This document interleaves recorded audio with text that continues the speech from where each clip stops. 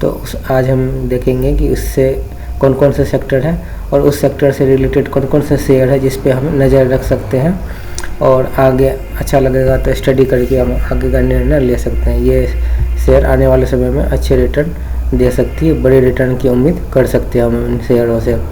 अच्छा लगे तो हमारे चैनल को सब्सक्राइब कर लीजिएगा, वीडियो को लाइक कीजिएगा। का कहना है कि इस करेक्शन के बाद बाज़ार में आएगी जोरदार तेज़ी, बैंकिंग और मैन्युफैक्चरिंग शेयरों पर लगाए दांव। बैंकिंग और मैन्युफैक्चरिंग शेयरों के अलावा और भी कुछ स्टॉक का बताया गया है इसमें, वो है जैसे देवांग मेहता, जो कि ये है बहुत अनुभवी है, इनको लगभग 23 साल का अनुभव है स्टॉक मार्केट का। तो देवांग मेहता का अनुमान है कि banking, automobile, infrastructure, cement, capital goods और फार्मास्यूटिकल्स अगले हफ्ते से शुरू होने वाले सितंबर तिमाही के नतीजे के मौसम में मजबूत प्रदर्शन करते दिखेंगे। वेल्थ मैनेजमेंट को 23 साल का अनुभव रखने वाले देवांग का कहना है कि नतीजों के मौसम में दिग्गजों के साथ साथ छोटी मझोली कंपनी के मैनेजमेंट की कमेंट्री और गाइडेंस पर भी बाजार में की नज़र रहेगी, इनका कहना है। तो अभी जो आगे हम देखेंगे कुछ ऐसे शेयर जिसमें मैंने स्टडी किया है और मुझे ऐसा लगता है कि ये कंपनी अच्छे परफॉर्म करेगी आगे आने वाले समय में, और उसका रिजल्ट भी अच्छा है। यदि आपको अच्छा लगे तो आप ये स्टडी कर सकते हैं और निर्णय ले सकते हैं। जिसमें से पहली हमारी फ्यूजन माइक्रोटेक फाइनेंस सेक्टर की कंपनी। बैंकिंग उन्होंने कहा है, इसका मतलब फाइनेंस ही हुआ, तो बैंकिंग से रिलेटेड हमने इसको लाया है फाइनेंस को।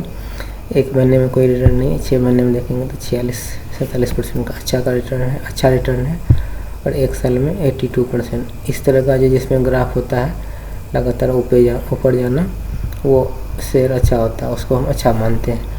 और अभी तक मैं इसको 76% दे है, 2022 में आई है नवंबर में, तो ज़्यादा दिन हुआ नहीं है, और अभी इसका वैल्यूएशन भी बहुत सस्ता है, 11 का PE है, तो आप के लिए ये सस्ता ही है। और इसका आप रिजल्ट देखेंगे तो वो भी अच्छे परफॉर्म किया है। मार्केट कैप 6,000 करोड़ के 6,000 करोड़ के आसपास है, और ROCE 14 और ROE 21 है।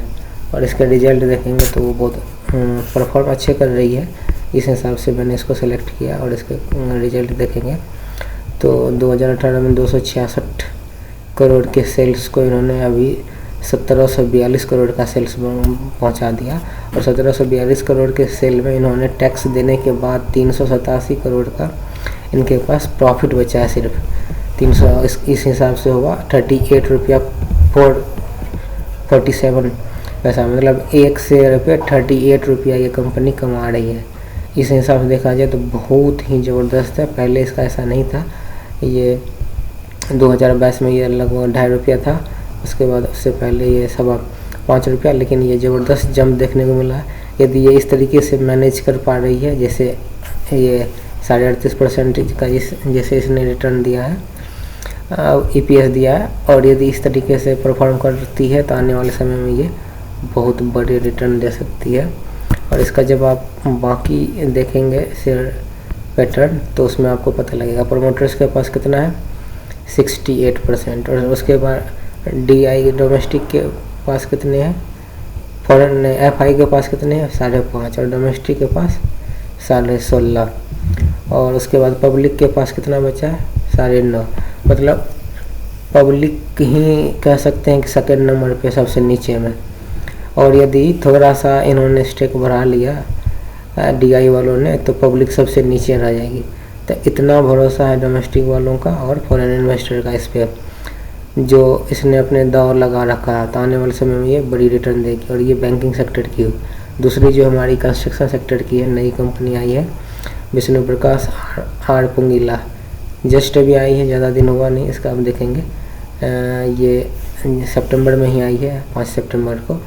तो अब चूँकि न्यूली लिस्टेड है इसमें, तो इसमें हम उम्मीद कर सकते हैं कि हमें बड़े रिटर्न मिले, क्योंकि अभी भागी नहीं है, जस्ट 18% का रिटर्न दी है। तो इसका जब परफॉर्मेंस देखेंगे तो आपको उसको पता लगेगा। 2100 करोड़ की कंपनी है, ROCE 34 है, और ROE 38 बहुत ही ज़बरदस्त है, बहुत अच्छा होता है। और इसके रिजल्ट आप देखेंगे तो 2018 में 352 करोड़ की सेल को 1168 करोड़ पहुंचा दिया इन्होंने।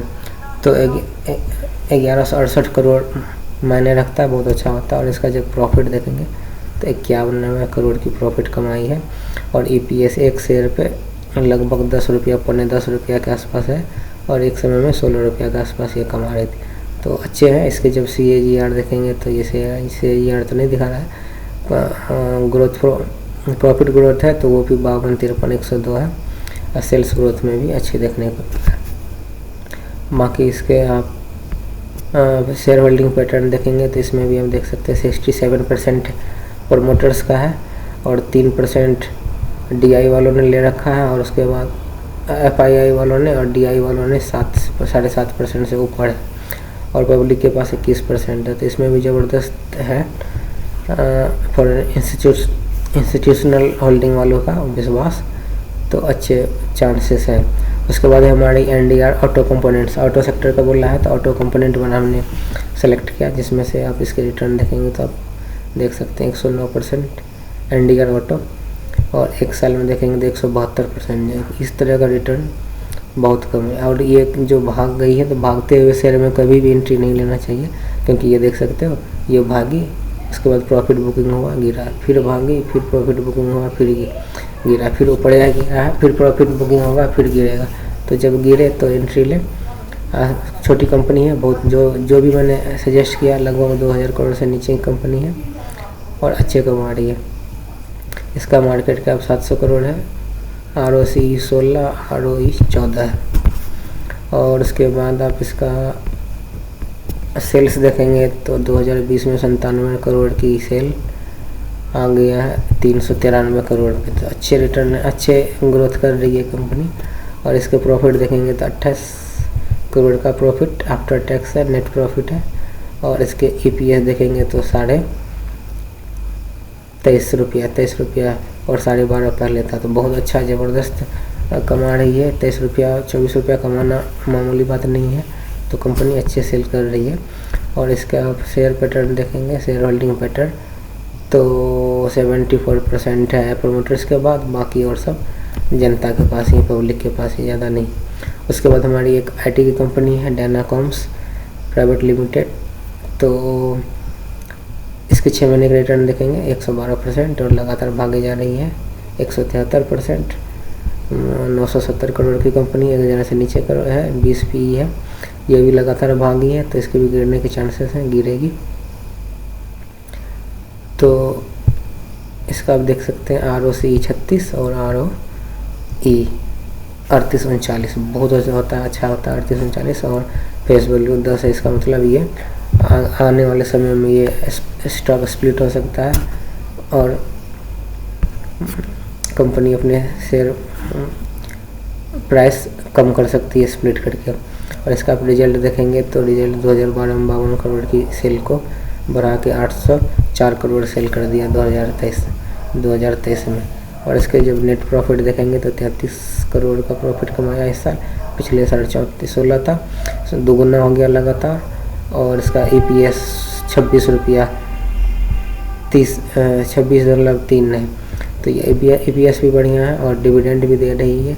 और इसके CAGR देखेंगे तो ज़बरदस्त है, बहुत अच्छा रिटर्न है और प्रॉफिट ग्रोथ भी अच्छे हैं। इसका शेयर होल्डिंग पैटर्न देखेंगे तो शेयर होल्डिंग पैटर्न कोई खास नहीं है, बस प्रोमोटर्स और पब्लिक दोनों आराम से कमा रहे हैं और बाय बैक शेयर बैक कर रहे हैं। उसके बाद केमिकल की कंपनी विष्णु केमिकल, प्रेशर है इसमें, कुछ भी रिटर्न नहीं मिल रहा है अभी, लेकिन आने वाले समय में इसका रिटर्न मिल सकता है आपको। 15 इसका देख सकते हैं, PE 15 ही है, छोटी कंपनी।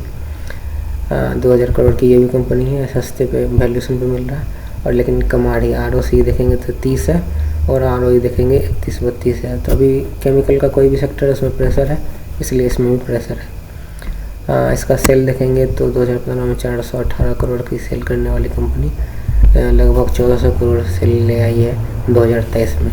और जब देख रहे हैं इसका प्रॉफिट देखेंगे तो नेट प्रॉफिट 137 करोड़ कमाई है 2023 में और 22 लगभग 22-23 रुपया इसका APS है, अर्निंग पर शेयर है, तो अच्छा है।